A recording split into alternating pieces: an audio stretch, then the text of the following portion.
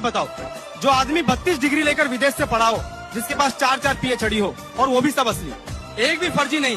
विदेश से लौटे अधिकारी बनकर फाइल भी फेंक दी जा रही थी, वही थे डॉक्टर बाबा साहब भीमराव जी अम्बेडकर। देश को आज लोग विश्व गुरु बोलते हैं ना, उसी देश में बाबा साहब को पानी पीने तक नहीं दिया गया। सोचो जरा, जो इंसान बेस्ट यूनिवर्सिटी से पढ़कर आया हो, उसे यहाँ इज्जत तक न मिले तो उसके समाज पर क्या गुजरती होगी। वडोदरा के राइजी बाग में बाबा साहब रो पड़े थे और कहा था, जब मेरे साथ ये हो रहा है तो मेरे समाज के लोगों के साथ क्या होता होगा। उनके पास मौका था, चाहते तो विदेश में रह जाते, ऐश की जिंदगी जीते, लेकिन नहीं। उनके 4 बच्चे गुजर गए, पत्नी चली गई, घर उजड़ गया, पर बाबा साहब नहीं झुके। उसी रात उन्होंने कसम खाई, जब तक इस देश से जाति व्यवस्था खत्म नहीं होगी, मैं भारत छोड़कर नहीं जाऊंगा। पर एक विदेशी पत्रकार ने पूछा, डॉक्टर साहब आप रात भर क्यों जागते रहते हो। बाबा साहब ने सिर उठाकर कहा, मेरा समाज सो रहा है, इसलिए मैं जाग रहा हूँ।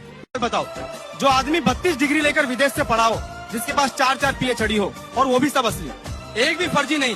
विदेश से लौटे अधिकारी बनकर फाइल भी फेंक दी जा रही थी, वही थे डॉक्टर बाबा साहब भीमराव जी अम्बेडकर। देश को आज लोग विश्व गुरु बोलते हैं ना, उसी देश में बाबा साहब को पानी पीने तक नहीं दिया गया। सोचो जरा, जो इंसान बेस्ट यूनिवर्सिटी से पढ़कर आया हो, उसे यहाँ इज्जत तक न मिले तो उसके समाज पर क्या गुजरती होगी।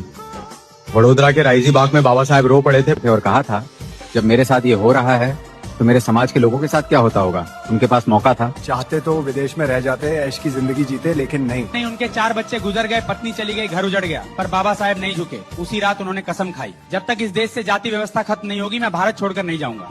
पर एक विदेशी पत्रकार ने पूछा, डॉक्टर साहब आप रात भर क्यों जागते रहते हो।